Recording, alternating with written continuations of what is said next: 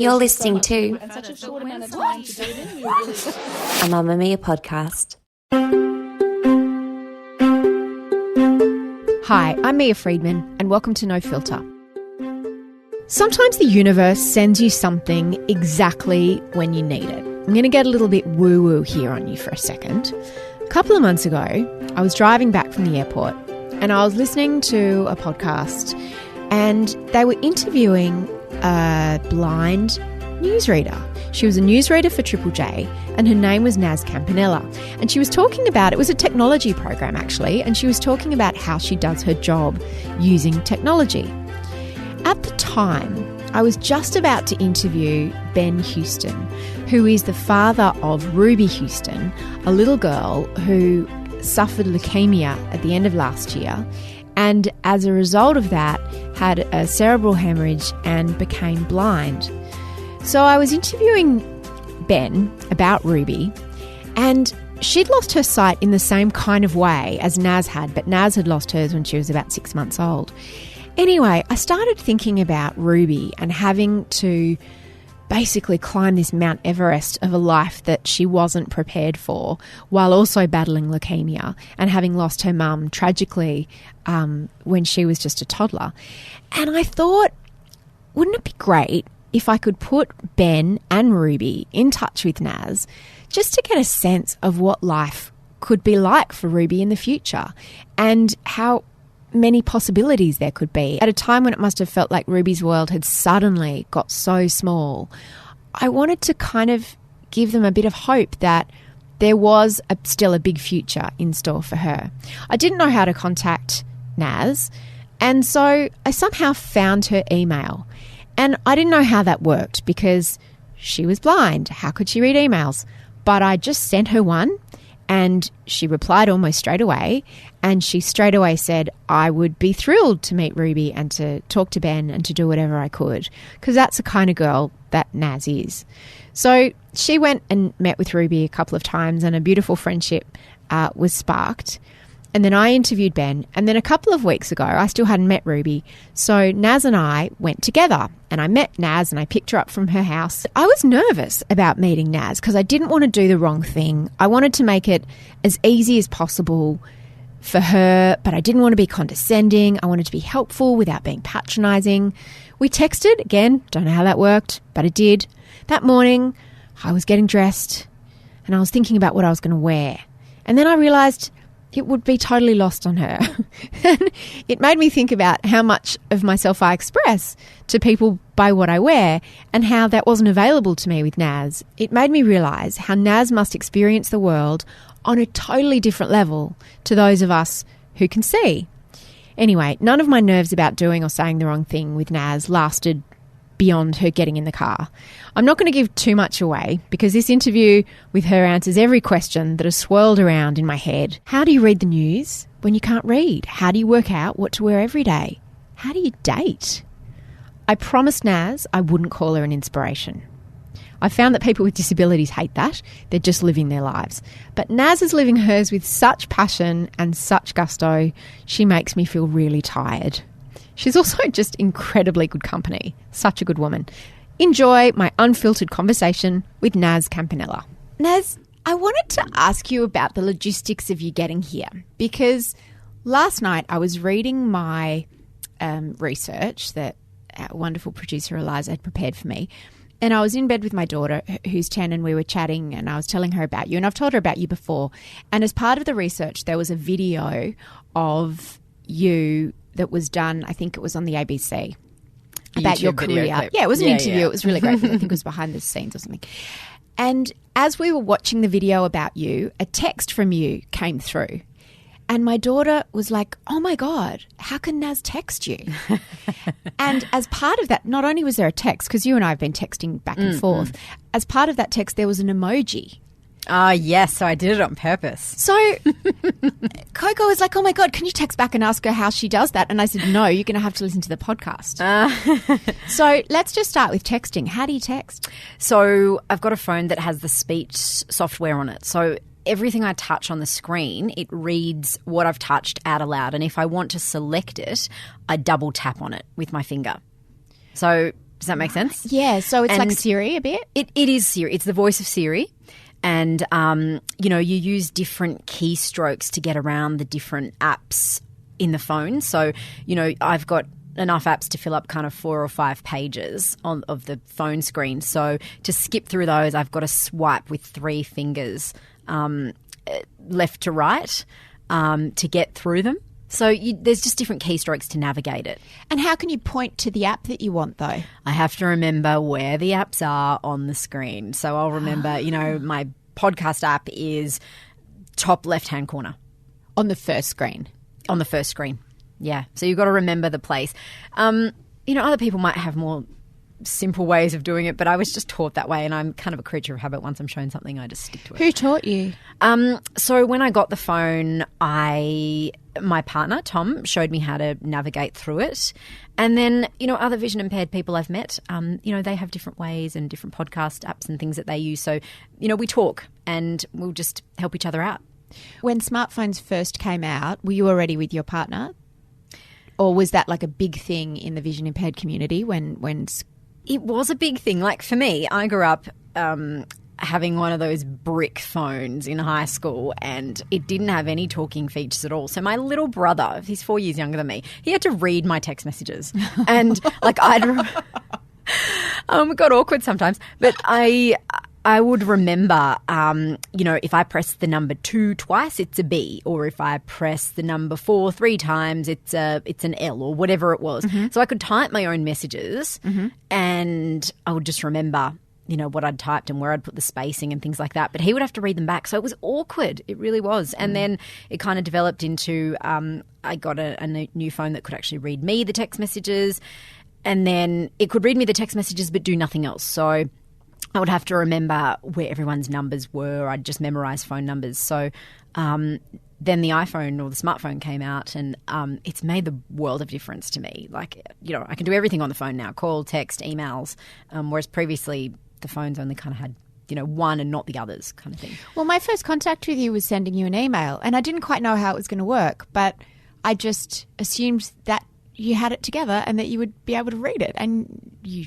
replied straight away, and yes. We've been texting. And okay, so I'll tell you the second part. So last night I was thinking, so this is the second time we've met, and the first time we met I picked you up at your house and you were on the street, and there's a bit of a dance that you do, or that I did, where I want to be helpful but I don't want to be too helpful. Too overbearing. Yeah, and I don't want to disempower you or insult you by offering to do things that you can completely do for yourself. Yeah. So last night I texted you because I thought, you're going to be arriving. You'll be arriving by cab at the Mamma Mia office. Should I offer to come and meet you on the street? Because how else will you get upstairs? So I texted you. Was that the right thing to do? Yeah, absolutely. So it's always better to ask, like, what do you need to make this happen or to make this work, I think. And what I loved was when you picked me up the first time, I was standing on the street and I had like a big backpack because I was going to the airport after we met, and then I had my handbag. And normally people would like run and, want to take all my bags and do everything for me. And you were just like, I'm just going to sit in the car and ask you, do you want help? And I said, no, it's fine. And that was what I wanted, that was perfect. So what I can't stand it when people assume, and it's lovely that people want to help, but it's also nice just to say, do you need help? Do people come and try to help you in the street when you don't need help? All the time. And look, most of the time I just let people do it because why not? It's a nice way to meet people and it makes life easier, I mean, why would I want to cross a busy main road with no traffic lights on my own, with no vision, when someone has just offered to take their arm and to help me across safely? I mean, it's less I have to think about. It's quite an intimate thing to help you, like to help someone who's vision impaired. Like you showed me how to do it. So I put my arm and you put your arm around my arm. So yeah, so I'm a really bad. So the technique's called sighted guide, and normally sighted guide. Yeah. So normally I would put my hand around your elbow. Okay. I don't actually do that. That's the proper way, but I actually prefer just to link arms with people, like you would with, a boyfriend or girlfriend kind of thing, because I get more information, I think, from the movement of your arm and your body when you're walking up and down stairs and things like that. And I just feel more comfortable. Like I like it better. That's a personal thing.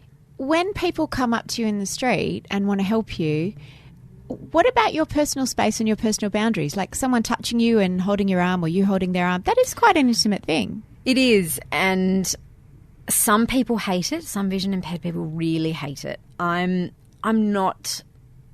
I don't think it's that horrible.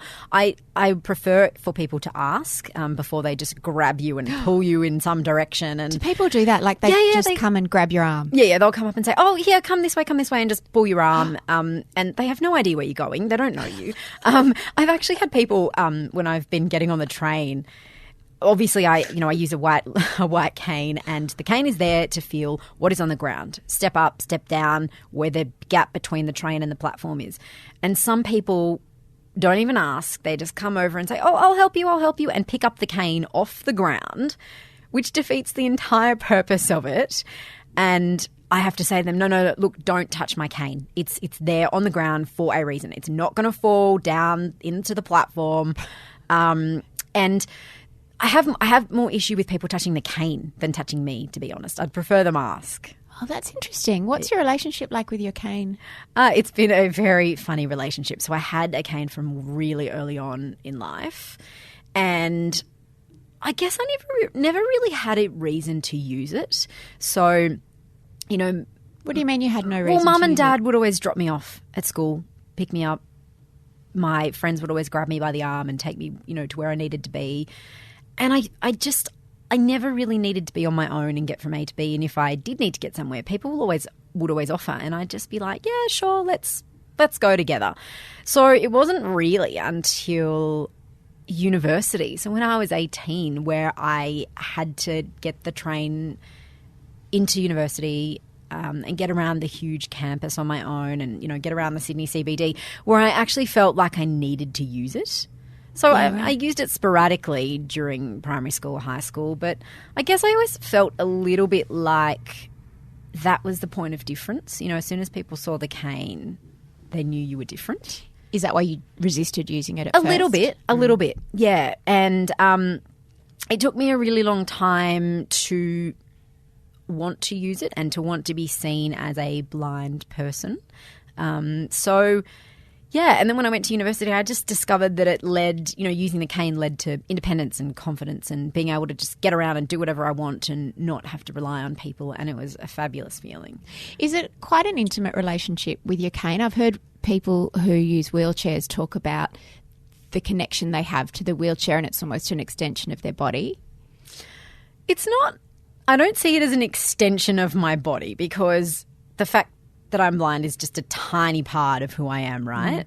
And so even though I get a little bit annoyed when people go and pick it up when I'm trying to navigate, getting on the train or walking around without asking me, it's just a very small part of me. So, I get home and I throw it in the corner. Like I don't see it as a friend or anything like that. It's just a mechanism that I use to get around safely.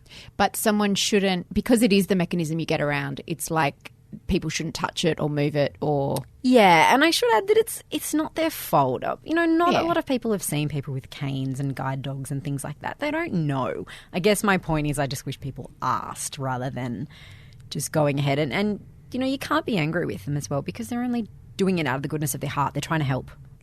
You're always wearing fabulous clothes every time I've seen you, and you're accessorised. What are the practicalities of that? I mean, you're wearing a beautiful necklace, you're wearing a great dress, you're wearing a ring that matches the necklace. Yeah, let's hope that they all match, yeah. It's all going on. And I don't have lipstick on my teeth. None. And so how did you do that this morning? How did you decide what you're going to wear and how did you get dressed? So I think it all starts from shopping, right? So when I go shopping, people describe colours and Who patterns. do you go shopping with? Different people. My mum mostly. She's very good at saying, oh, that looks terrible or that looks great. She's very, very honest, and I love an honest opinion. But it's also about how it feels on you. Like, I know what parts of my body I like and what I like to focus on. And, fashion is all about how you feel, right? It actually doesn't have to be that visual of an experience. And I love the way certain fabrics feel. I love the way, if something's heavily sequenced or, lots of texture. And so then once I buy things. Will she describe it to you like, what will happen? So you'll walk into the shop and what I'll will walk she into say? a shop. What will you do? I'm a really bad shopper, actually. After about 25 minutes, I'm over it. So I'll say to Mum, we need to go shopping for this particular kind of thing, you know, pair of jeans, light blue, let's go.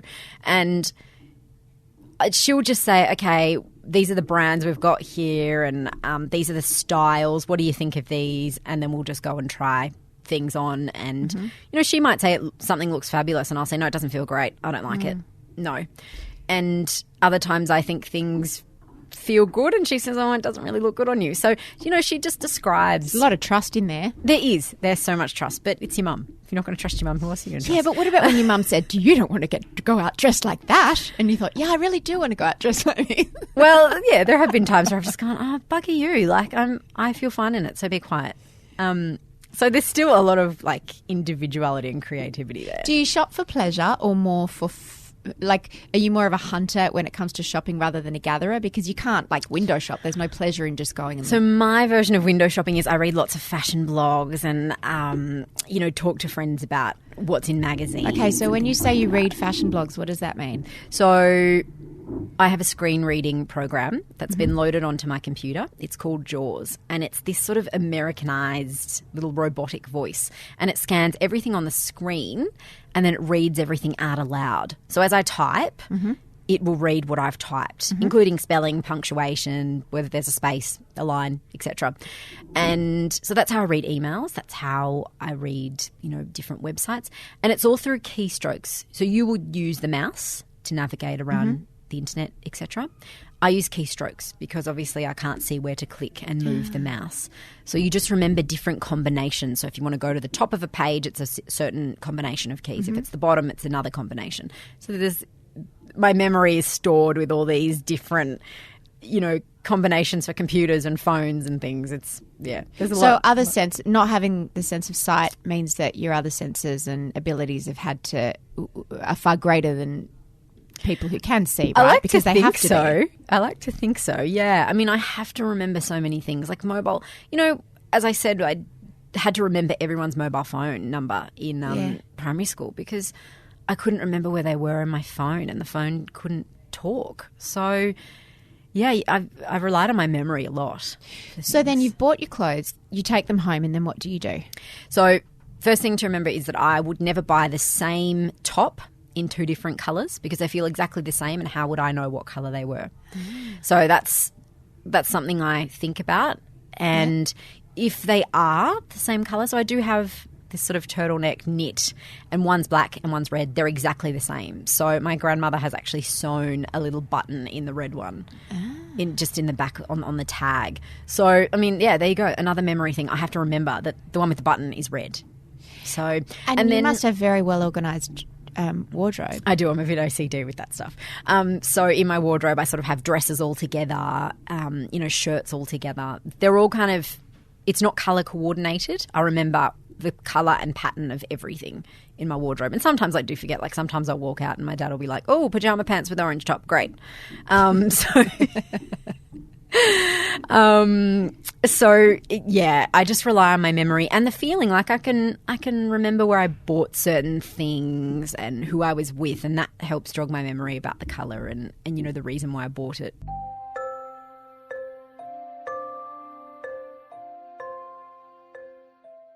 You lost your sight at about 6 months old, and obviously you don't have any memory of that, but I'm sure the story has been told to you many times. Yeah. What was the experience like for your parents? What happened from their point of view? So I lost my vision. Basically, the blood vessels burst in the back of my eyes, and that tore my retinas away. And so I think Mum was saying she could sort of notice my eyes turning in, and people used to tell her, no, look, you're seeing things, it's fine. And she was taking photos of me, you know, as you do when you're a new mum. And she just noticed in the photos one day, no, there's definitely a turn. It doesn't look right. And then one morning, apparently, I just woke up and my eyes were just almost popping out of my face. Like they were just blown up, really hard kind of golf balls. And they rushed me to the hospital, and yeah, there was just a really bad tear and infection, and the sight was basically gone straight away. And had that just happened spontaneously and it hadn't caused you any pain or distress? I think it just happened. It just happened, and then it was done, basically. And I mean, I can't remember any of this. And No, I of think, course. I don't think my parents realised whether it was causing me any pain. They just wanted whatever it was that they could see to stop in case it was causing discomfort. And then, I think I got more traumatised with all the surgeries I had to have. I mean, I can't tell you how much time I've spent in hospital. It's Why did you have ridiculous. to have surgeries for? Well, I became a bit of an experiment to a certain extent. Doctors really didn't know why or what had happened. And so, every time there was some new procedure that had been developed or a professor was over from Europe visiting in Perth, we'd fly there and I'd have operations to try and fix my sight. And so I spent the better part of the first 2 years of my life in and out of hospital.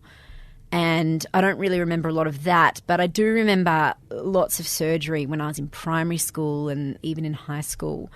And it got to a point where I just said to mum and dad, I don't want to do this anymore. Like, I actually don't care about being blind. I'm having, it hasn't, life might have been different if I did have my sight, but the point is I don't know the difference. How old were you when you told them this?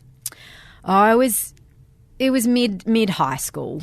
How did your parents take it when you said that to them, that you didn't want to keep trying to restore your sight anymore? You just wanted to get on with your life as a visually impaired person? I was saying it for a long time.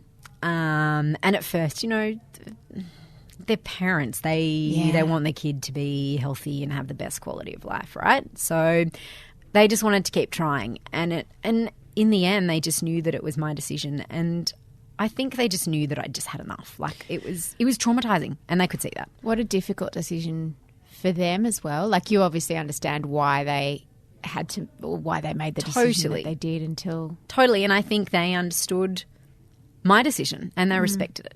And what changed after you stopped having the surgery? Nothing. That was the point. Nothing. I just didn't have to go to hospital all the time, and it was just life. I just went on with life like I'd always known it. You've also said that they never wrapped you in cotton wool. So while they were trying to correct your vision, they didn't treat you like this little fragile doll, did they? No, not at all. So everything, I grew up in a really big, loud, crazy Italian family who, have tomato sauce days and make their own salamis and do everything together, and it's pretty fun. And I always had to be amongst it. Like, I had to be there, chopping up veggies and doing stuff as well and helping out just like everybody else. So they had expectations for you? Yeah, absolutely. I mean, certain expectations that they didn't know, they didn't realise how they'd quite work. Like Mum always said, I really want you to move out. I want you to go to uni. I want you to do all these different things. And I don't think she realised, I don't know how that's going to work, but we'll figure it out. But yeah, they definitely wanted me to do things with life.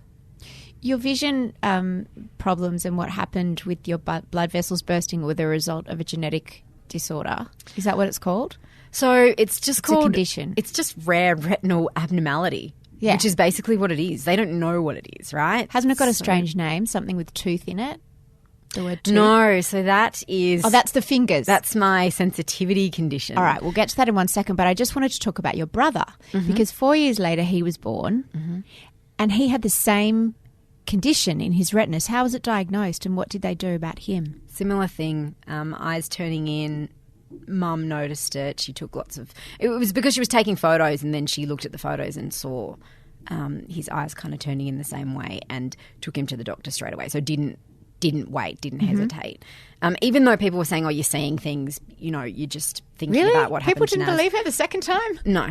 Oh. And, they got a hold of everything with him really early, which was great because they could salvage a lot of his sight. Like, he wears glasses, but he gets around without a cane and he's totally fine. Like, So my understanding is that there was a laser treatment available for him that there wasn't for you because it hadn't been developed yet.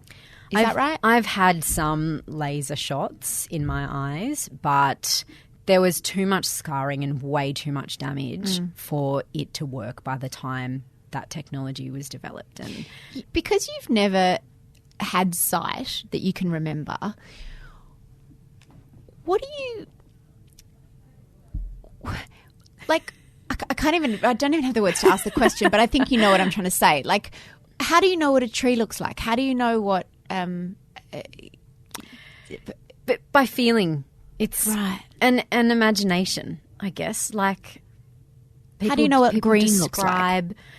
So I associate colours with certain objects. So they might not be the same colour. For example, you know, the sun I know is orangey yellow, and so when I think of sun, I think of when I used to sit by the warm fire at my grandparents' place as a kid and feeling that kind of nice warm burning, you know, sensation on your jeans or your face. So I associate different things with colours. And so blue kind of clouds remind me of like those fluffy cotton wool balls, you know, that, you know, you get to wipe makeup off your face or whatever. And so I associate different things. Like, so colours to me are feelings and sensations and concepts, I guess. Because you must have a sense of what colours are, even if just to you. Because when you say, okay, I'm going to buy a red jumper, that must mean something to you beyond just the word. Yeah, it does. It means to me bright, like a fairly bright. And I know that people say because I have dark hair, red looks good on me. So I remember things like that. And like I associate colours with a certain time or a certain situation, you know, like I'll be at a party in a bright, bright green dress and someone will say, oh, that's a really good green on you. And they'll describe the type of green, you know, mint green or something. And so I'll instantly go, oh, like a mint patty chocolate. Like, you know, just remembering that stuff. And what about people's faces? I don't know what people's faces look like. I've obviously felt, you know, dolls' faces and, you know, Cabbage Patch Doll and stuff like that. So I understand the concept, and I feel my own face, obviously. So I know what a nose and eyes and all that kind of thing would potentially look like. So I have, like, in my imagination what a person's face looks like. But they're all the same to me. Like, Right. You know, So it doesn't everyone's face matter, the is what same. you're saying. No. It actually doesn't No, matter. It does not matter. Wow. So do you feel like you've obviously got an image of your parents in your mind? You've felt their faces. Is that something or you haven't? I've never really, like, obviously I've felt their face in terms of, like, you know, when they're sick, going up and putting a wet cloth on their forehead or something and then, like, kind of tickling their cheeks and stuff, but not actually saying, can I feel your face, and running my hand all over their face. Like, I don't do that. To me, that it's an just idea not an important thing. But is that an idea I have from a bad movie or something? Yeah, probably. Because when I was asking you about your boyfriend. Such a popular question. Yeah. Everyone asks me that. And, you know, would you really want to go around and slap your hand on everyone's face in the street to know what they look like? Why does it matter? That's so true. It I was even doesn't- thinking when I met her, when I met you, I was thinking, should I ask if she wants, wouldn't that be weird? Do you want to feel my face? Like, But I don't need to. no thanks, like, Mia, you it's- weirdo. Yeah. Because why does it matter? Yeah, it just doesn't to me. And, like, I kind of, you know, I picture my parents in different ways, I guess. Like, I know Mum's got, like, this really epic fringe because I've obviously felt that, you know. And Dad's got, you know, Dad's a stocky kind of bloke. So, you know, and he's a carpenter and has been since, like, 17. So he's quite stocky and, you know, so I picture them in that way rather than about their facial structure or, you know, things like that. So it must make dating very interesting because you are, I suppose you can judge a lot of things, but appearance is just not relevant to you. No, not really. I mean, Well, can't shouldn't be relevant to anybody. So it's all about, I guess, what you have in common with them, whether you have a connection with them, whether you click. It's just about the click, really. Like, you know, just it's the connection that you have with someone, I think. And you can actually tell a lot by a person when you're holding their arm as well. Like, as you said, it is kind of sighted guide is a pretty intimate. And their smell. I imagine you get to be very sensitive to people's smells. I'm so sensitive to smell. It's not funny. Yeah. I thought about that when I came to pick you up. I thought I better not wear too much perfume because you'd probably find it quite overpowering in the car, whereas someone else wouldn't. No, you smell fine. Oh, All good. phew. But, like, you can tell a lot from holding someone's arm and walking with them. Like, you know, how tall they are. You can tell, like, whether they've got really thin arms and, you know, usually it's an indication of whether they're quite thin or broader and, you know, yeah. So it's I don't know, you get a lot of information from just holding someone's arm and walking with them. Coming up, Naz talks about how long it took her to get a job and how heartbreaking so many of those job interviews were for her. How do you do your job? So first I want to ask you how you got your job, because you went to uni. How did you know you were interested in journalism? So I always grew up, watching ABC content. But so you say watching. I still use the word, but obviously it's just listening. And you say all those words. And when I first met you, I became very conscious of how often I say look, watch, see, read. Yeah. You can't be too worried about that stuff. I mean...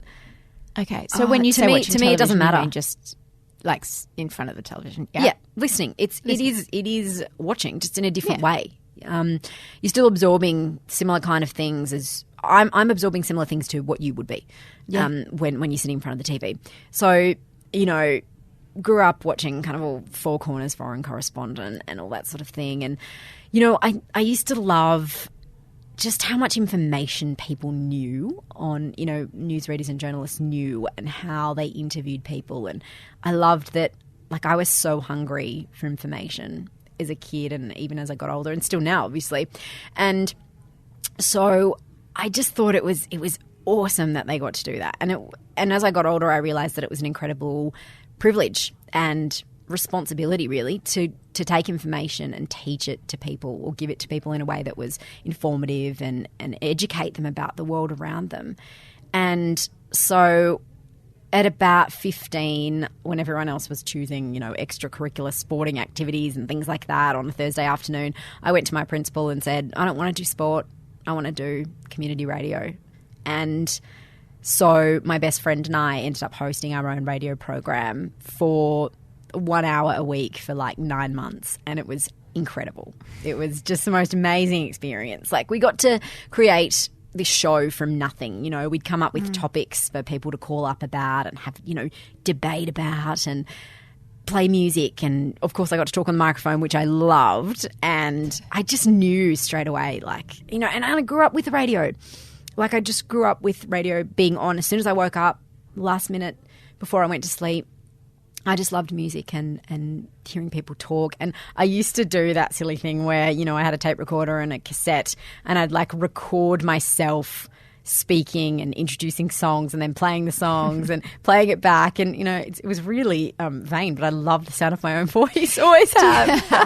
Did it feel quite freeing, because the fact that you were vision impaired was invisible, no one knew? It was an even playing field for you? Yeah, it was a bit of that, but it was also that radio's all about audio.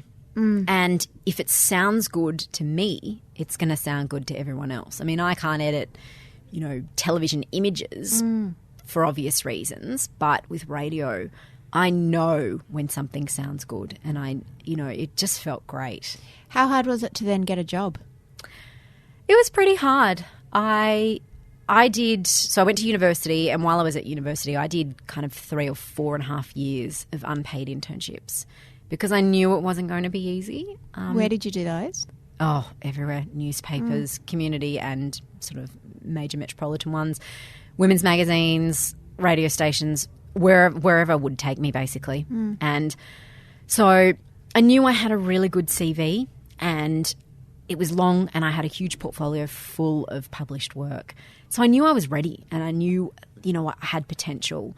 And it wasn't until I started looking for work where I realised that loads of people loved me, except for one reason, and that was because I was blind. And it did feel like a bit of a kick in the guts. Do you mean they loved you until they found out you were blind?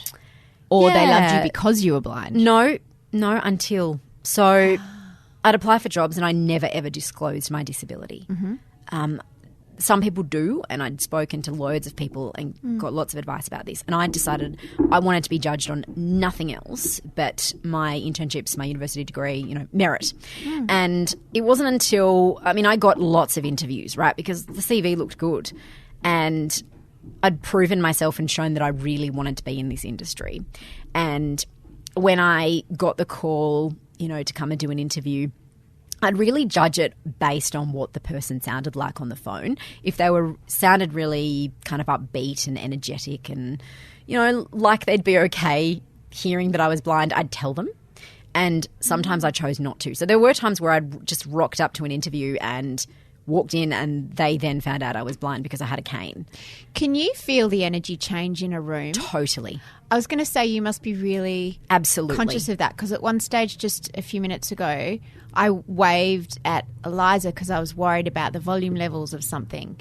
And I could tell that you could tell, even though I was doing it silently, I could tell that you could tell that my focus was... Something was going on. Yeah. So can you feel... Tell me about the energy that you feel. Totally. You can feel the hostility and you can feel... Hostility? Well, a little bit of hostility, yeah. And the uncertainty. And, you know, sometimes when people are uncertain or they don't know how to work with someone or talk to someone, they get a bit frazzled and a little bit uptight, and you can feel that. And then as soon as they open their mouth, you can sense it even more. You know, it's absolute confirmation. So it's like they're defensive. Yeah, or they start to be really almost patronising, like, you know, we better get you a seat and it's so good that you're here and wow. And it's like, no, calm down. I'm here for the job. Relax. You know. There is that sense that people with disabilities are these sweet, lovely, you know. Yeah, I'm so kumbaya. not. I don't know why there is that. Like that, it's like an infantilizing. It's because loads of people isn't it? don't think we've got brains and voices and can tell you where to go if you need to be told where to go. Yeah. And, you know, it's ridiculous. It's like you're not children. Yeah.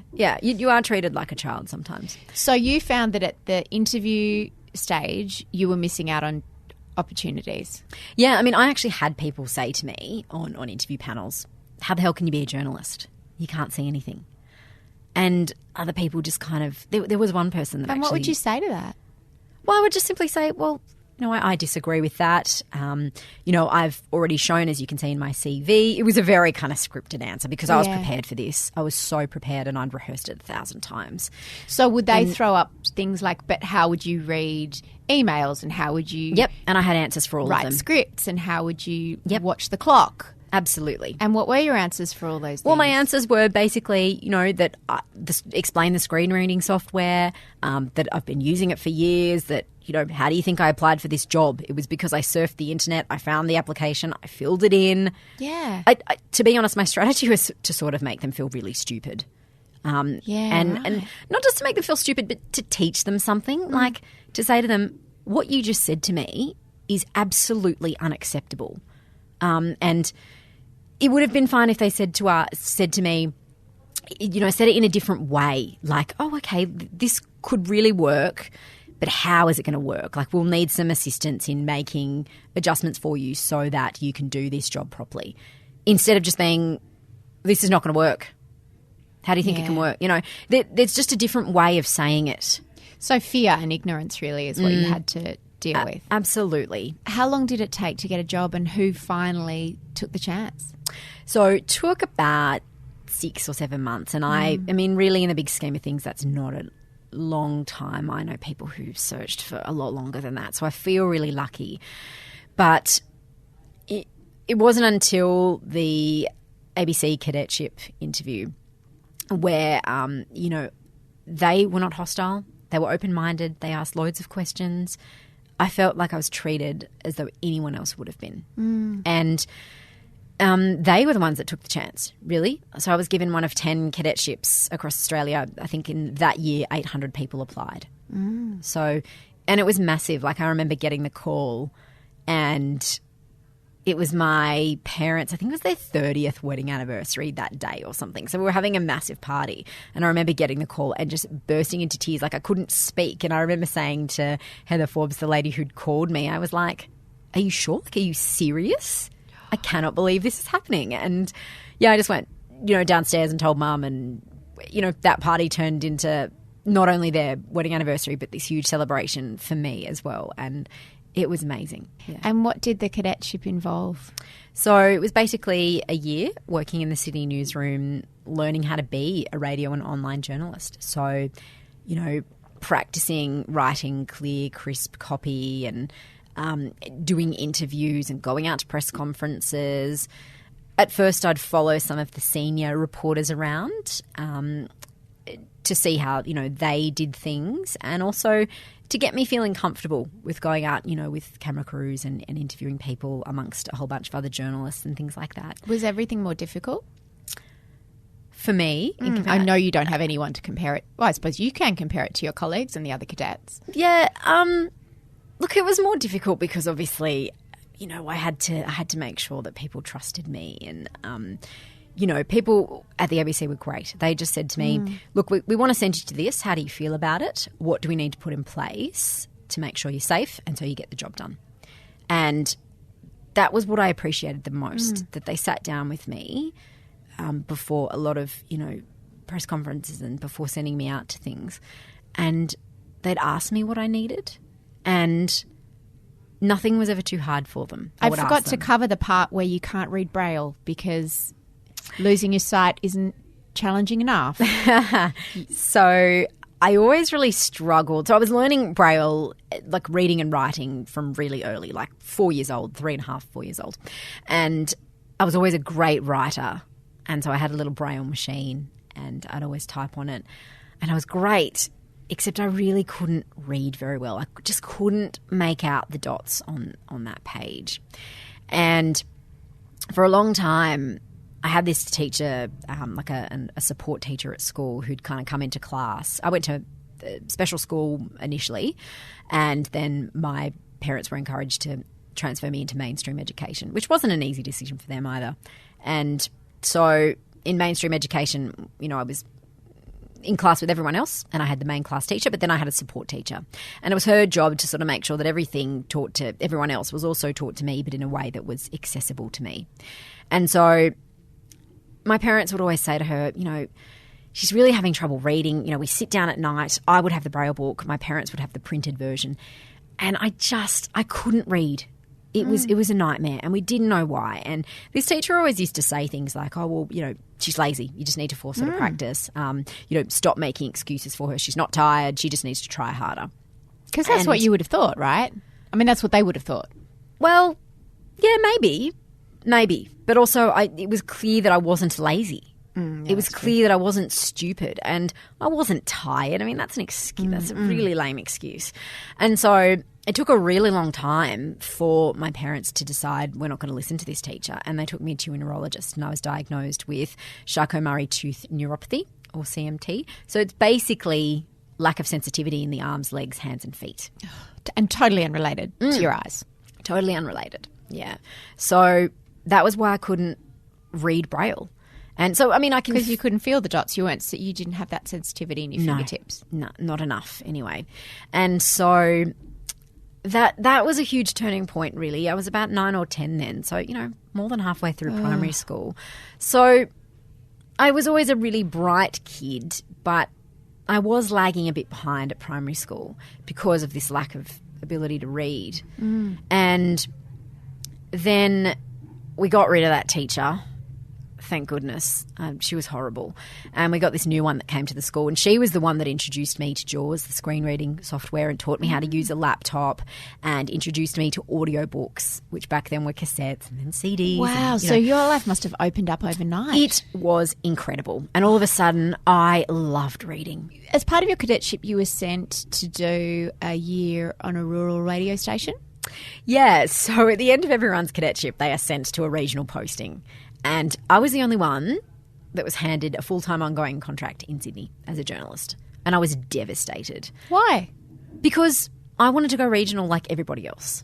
I was so excited about it. Did they not want you to go regional? They just thought it would be easier. And, that's fine. They thought everything's already set up here in Sydney for her. I've got my own desk, and JAWS was on one of the computers. And, it would be easier for me. And I've never done anything easy. I mean, really easy is for boring people. So I said to them, look, no, I don't want this. I want to go regional. I'm really upset that I'm not. And 2 days later, they came to me and said, all right, you're off to Bega.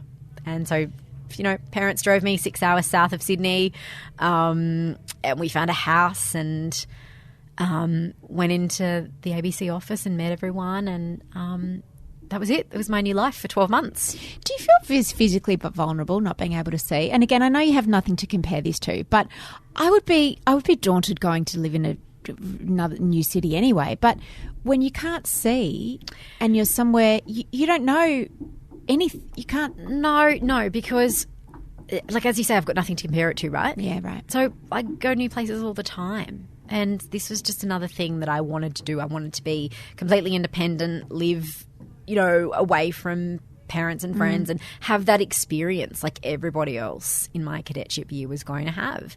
And I knew it would be an incredible professional experience as well, because in a regional station, it's all hands on deck. You do everything. And I wanted that. I wanted to learn and I wanted to do new things. And I knew it wouldn't be easy, but I wanted to try. And luckily you did, because you fell in love. Yes. So the first time I met Tom, my partner, was actually when my parents met Tom. It's kind of funny. So we went into the ABC office because I thought, we should go in and meet, some of my colleagues and they can show me around. And anyway, we walked in and met everyone. And then there was this guy, Tom, who everyone in the Sydney newsroom had actually talked about and told me, you and Tom will get along really well, because he was a cadet 2.5 years in Sydney before me, and went down to Bega after his cadetship year. And so we met and we just hit it off straight away. He was just funny and we were talking about music, and he was so energetic and happy, and he was great. And you didn't feel his face? I did not feel his face. We shook hands. How long have you guys been nerdy. together? I shook hands. I was like, "Hi, I'm Nas," and shook his hand. And he still, to this day, sometimes bags me out for who shakes hands. I'm like, "Well, you were like a new colleague. It was professional. You're not going to pash him, yeah, or out the give gate. him a hug. It's Anyway, it was how long have you guys been together? almost 5 years. Oh wow! Yeah, it's a long time. I need to let you go to work, but on that note, I want to ask you about how you physically do your job when you're reading news on Triple J, because you have, from what I understand, 3 or 4 different feeds in your earphones at once. How do you read the news? So the screen reading software has been loaded onto the computer in the studio, and I've got because you produce it as well, you write it. I produce it as well. Yeah. So, you use JAWS to scan through everything, pick the stories, edit them. If there's not enough content, I'll write my own stories as well. And then I've got the headphones on in the studio, and JAWS will read the stories into my headphones, and I'll listen and repeat what I hear. And it has to happen in a nanosecond. You've got to listen, you've got to process, you've got to deal with this American accent and change it, in your mind into English and pronounce it properly. And so that's how I do the stories. And then, there's 3 other streams of audio coming into my headphones at the same time as JAWS. And those are myself coming through the microphone, the clock telling me when to start and when to finish the bulletin, because, it's strictly 3 minutes, no more, no less. And the final one is the little snippets of audio that you need to play. So I have edited those myself, so I know, how long they'll go for and exactly what the content of them is. But I still need to play them. And then, then you also have to work the desk. So I operate the desk as well. So there's so much going on in 3 minutes. So you panel, so you do all the intro and outros and buttons and everything. Fading up and down, turning the mic on and off, everything. So I've got one hand on the arrows on the keyboard, arrowing up and down in the particular stories, and then the other hand on the buttons on the panel on the desk. And you just do everything simultaneously. Yeah, it's really full on. You're amazing. Last question. Yeah. What do you think about the whole "I'm not your inspiration"? I hate the word. I understand that people might see it in that way. What's another word to say? Because I get that, and every person I know with a disability says the same thing. They don't want to be your inspiration. But how do you express your admiration for someone with a disability in a respectful way? I guess I feel better if people just say, "Oh, you do a great job," reading the news, or because that's what it's about, right? Yeah. Who cares that I can't see? And most people don't even know. This is the thing, right? I got into this because I wanted to be a good journalist and a good newsreader. And I happened to somehow also become, a role model for other people and a disability advocate. And all that stuff is great, but it's not what I set out to do. And I am so stoked if people find inspirational, whatever the word is that you want to use, from my story. I hope people do, because I want them to know that, getting a job in an incredible media organisation is possible, and that getting a job is possible for people with disabilities. I mean, not a lot of people with disabilities have jobs. And so I feel really lucky. So I'm so happy that people can take inspiration and all that kind of thing from my story. But it isn't what I set out to do. I'm really lucky that I've got my dream job at 27. Not many 27-year-olds can say that. And at the same time that I've helped other people. I'm stoked about that. Thanks, Naz. No worries. If you like this podcast, there's so many more. I've been lucky enough to interview some amazing women, from Magda Zabansky to Rosie Batty, Nigella Lawson, Michelle Bridges, Carrie Bickmore, Lee Sales, Annabelle Crabb, Lisa Wilkinson, Georgie Gardner. There's some amazing stories. Some of them you'll be familiar with, some of them will be new to you, but they're just all really honest, authentic conversations. I'm so often asked what I'm reading, what podcasts I'm listening to, where are my clothes from, what was I thinking when I put those things together? And I decided to do a newsletter. It's called No Filter, just like this podcast, but it's different. It's not an interview. It's lots of links to everything I've been reading and listening to, my favourite podcasts from the week, the articles I've most enjoyed reading. It's also everything I've written during the week. I have links to that. And you can subscribe by going to miafriedman.com.au and just clicking on the button that says subscribe to my newsletter, because that's how the internet works. This podcast was produced by Eliza Ratliff and hosted by me, Mia Friedman.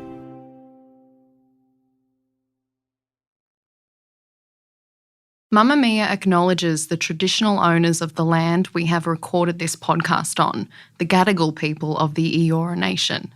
We pay our respects to their elders, past and present, and extend that respect to all Aboriginal and Torres Strait Islander cultures.